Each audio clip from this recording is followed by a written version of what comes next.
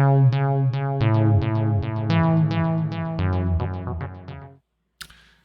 everyone, welcome back to the Dragon Cave. My name's David. Welcome back.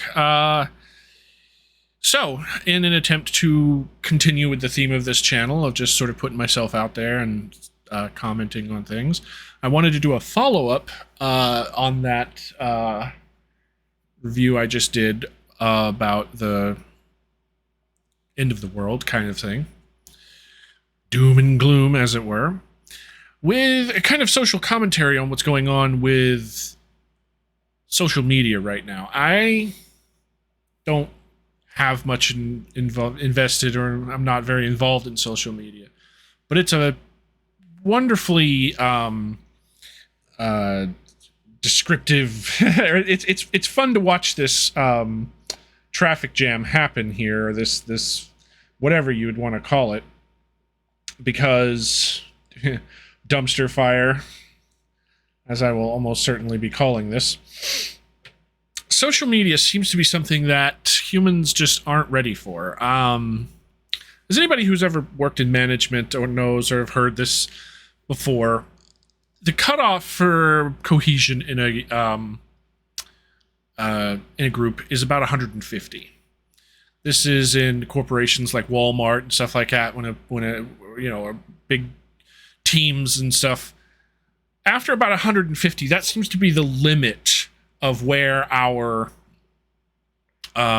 social cohesion breaks down and whatnot. So we have our in-group and our out-group, our tribe, and after about 150 people, it starts to break down. So what social media has done is trying to take an entire planet full of tribal apes and getting them all to talk to each other, and it just isn't working.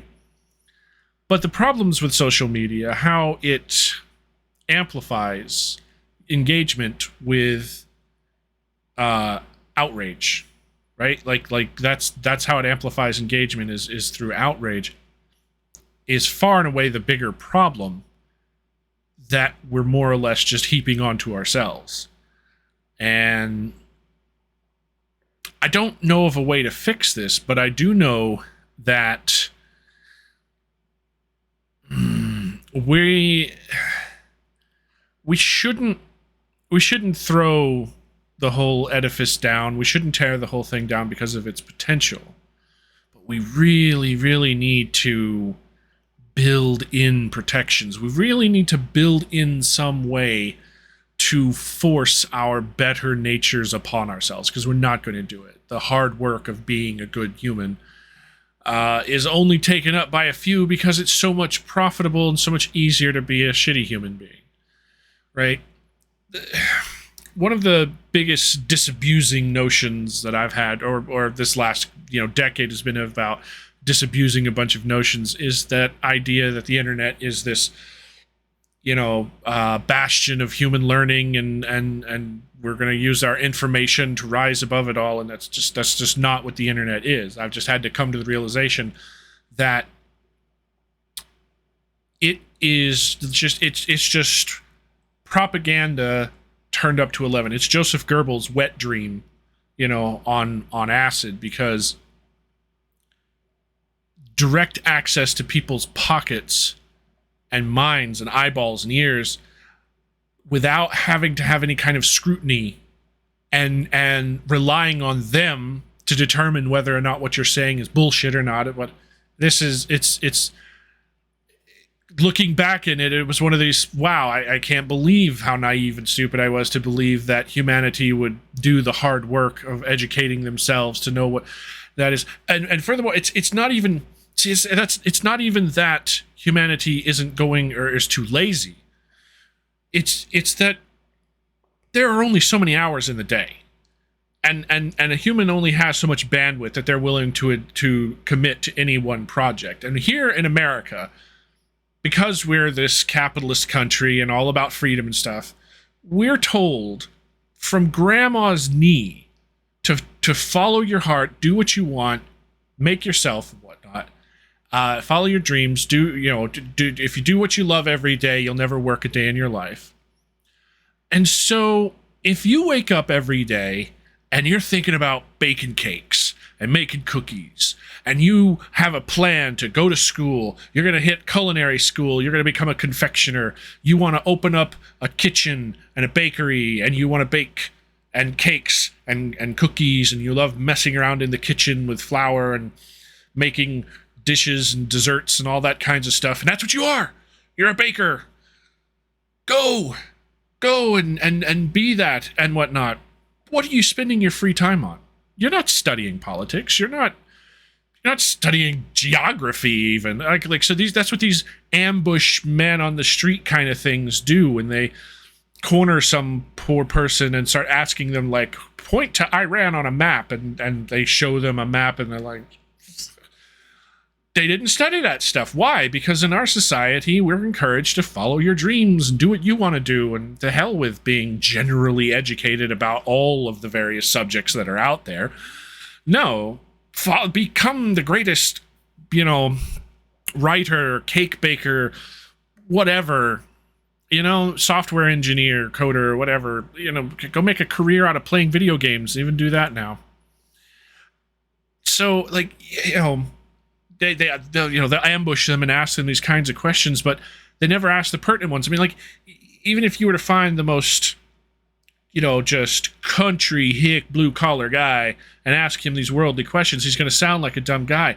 But if he's like some grease monkey, busting knuckles and twisting wrenches in his garage, ask him questions about engines, ask him questions about stuff like that, and you're going to find a deeply knowledgeable, nuanced person asking informed questions and making informed observations about the subject that they like. This is how, social media is able to co-opt people, because before there was this sort of implied trust in institutions. You didn't pay attention to the various, news of the day kind of news stations and what have you, beyond what they were just immediately telling you on the nightly news. And this encouraged a kind of engagement that we don't have, because Facebook and Twitter and all this other kinds of stuff, they are very similar to this concept that was written about a long time ago. I say a long time ago, it's probably 10 years now or what have you. But it was an article called The Daily Me. And the idea was, before, this was in 2009 on the New York Times, Nicholas Kristof wrote The Daily Me. It was this idea about a newspaper where, instead of having to engage with others' opinions, you just curated a newspaper that just, reinforced your bias. Every day you'd open up and you say, well, I'm getting the news. I'm an educated and worldly person. You've curated a news site that just reinforces your bias. And that's what Twitter is.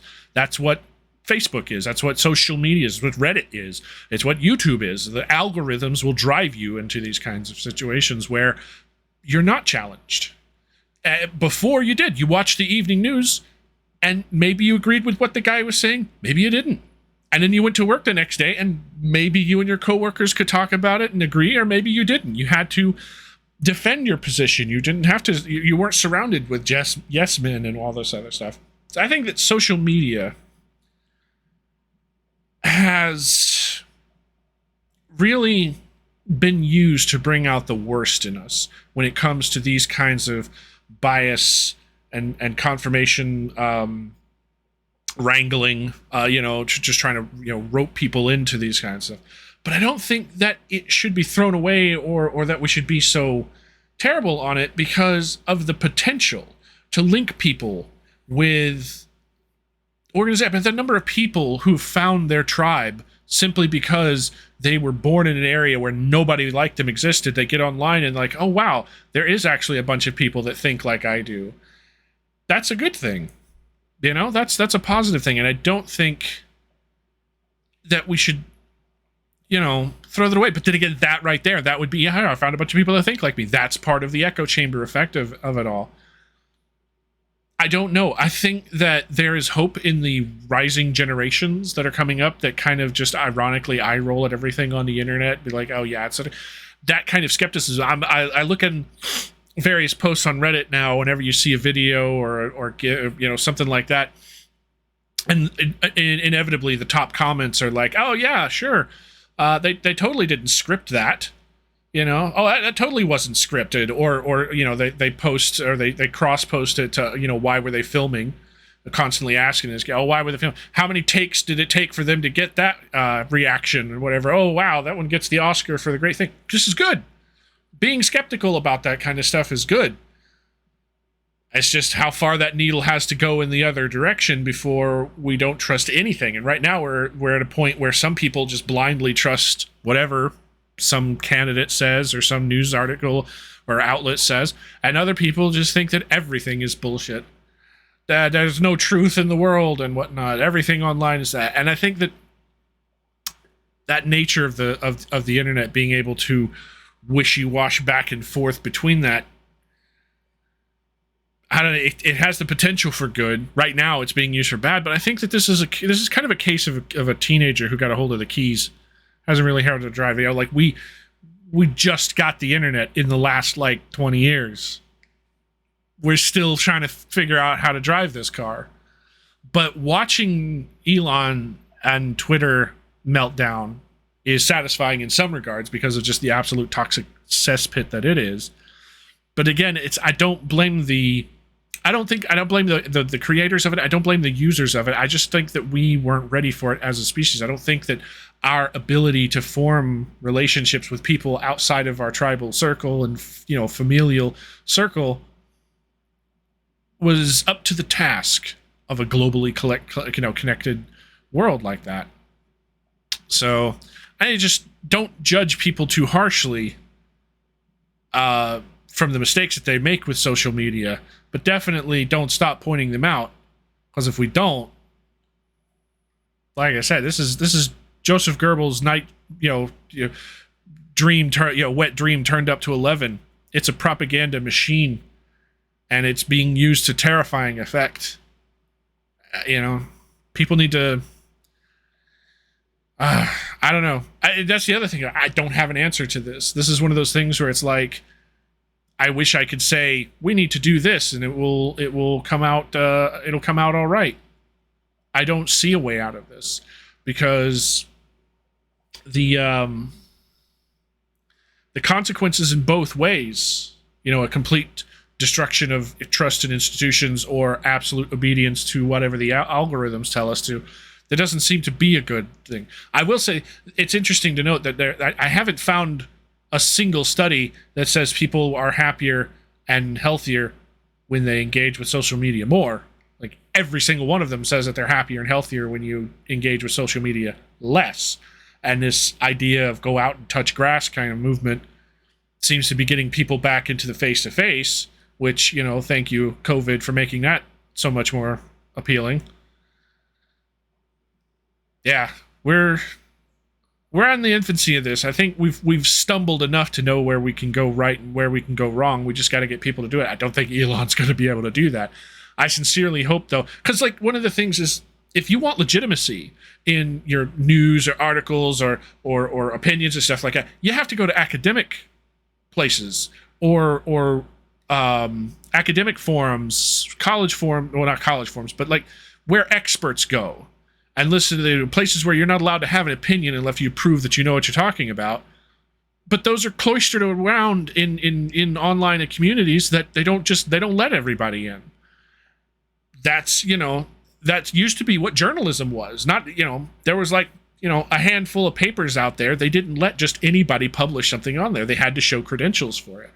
These massive organizations like the New York Times got their clout and credibility because they had a level of scrutiny that social media doesn't have. That, just any Yahoo can get up and spout whatever they want. That wouldn't have flown with news organizations, 30, 40 years ago. So I don't know. There's that's a whole other can of worms. The erosion of trust in journalism, especially. But yeah, when it comes back to that book that I just read. Now, one of the things he talks about is deglobalization causing the world to go back to being small again. Certain niche areas will have to start relying on each other for trade because global trade just isn't going to be viable. This may be a good thing for the species of us. It ain't going to be good for a lot of people economically or even just the ability to move food around and keep people fed. But we may find community again, and it sucks. It's not the way we should do it. But it seems to be that this social media kind of paranoia or insanity that we've, we fell into it.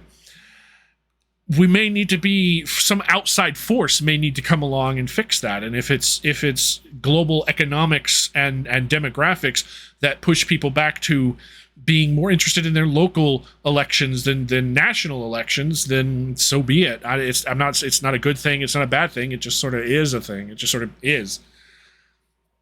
I kind of wish that it wasn't that way. But like I said, most people aren't that dumb. Most people are not that stupid. They are focused on the thing that they love, and they're not interested in the things that you or I or anyone else think that they should be. And that's fine. That's okay. It's not helpful. It's not helpful. And I don't know, because, like, I don't know how you fix that. You tell somebody to do their own research in today's world and the internet, that means that they can go out and find whatever echo chamber they want, right? If you tell someone to, go out and touch grass, well, maybe they do, and they sit on the lawn with a whole bunch of other, neo-Nazis or whatever. A lot of good that did. So I don't know how to fix this. And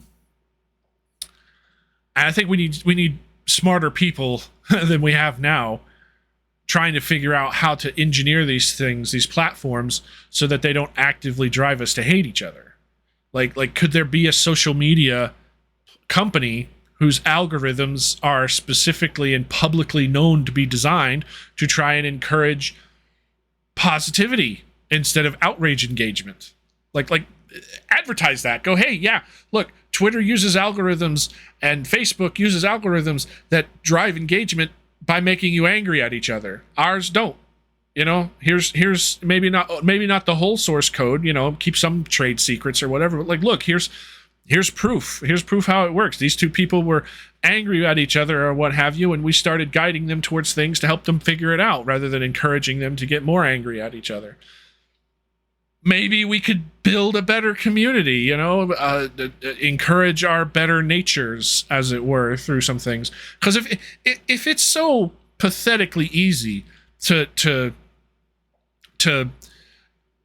goad people into hating each other, and presumably it is, maybe it's not that much harder to goad people into helping each other. Most people have no real, like not everybody is a psychopath. Not everybody is a, homicidally insane maniac that wants to hurt people. Most people grow up and love and like their neighbors and family and friends, and they just want the best for themselves and for those that they love. There can't be this disease of hatred in everybody, so much so that it can't, that it's just the substrate from which everything else must grow, right? Communities, we are social animals. We have to be able to, there should be some way to gamify, use game theory and gamify or whatever the lingo is, good behavior, and advertise that and market that and be like, look, in such a way, I would say market it in such a way that it can be demonstrated. It's not enough that because Facebook can be out there tomorrow and be like, oh yeah, totally, no, we fixed our algorithms and they're trying to make people better, but like, how do you prove that? How do you know that? I don't know. Again, this is smarter people than I am would have to figure something out like that, but maybe the world that we're moving into, this post-order world that Zion was talking about in his book, maybe that will impose a pressure to come back to smaller communities. But I don't know. What do you think? This is my take on the Social media dumpster fire marshmallow roast. Have a good night.